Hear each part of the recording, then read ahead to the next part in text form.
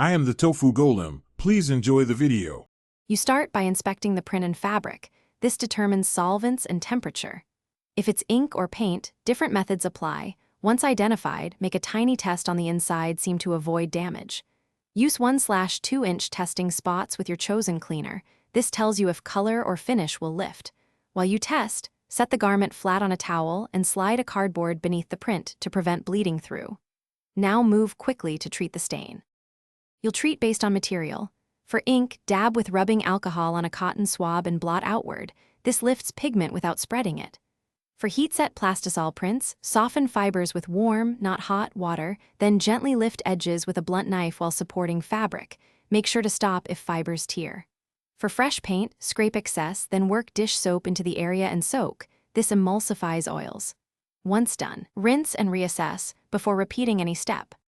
After visible residue is gone, rinse the treated area thoroughly to remove solvents, then launder according to the garment tag on a gentle cycle. This sets the fabric back to neutral. If a faint stain remains, repeat the appropriate treatment once, or apply a commercial stain remover labeled safe for that fiber. Always retest. If you notice color loss or fabric damage, stop immediately and consult a professional repair or dye service. Thanks for watching. Consider subscribing if we helped you today.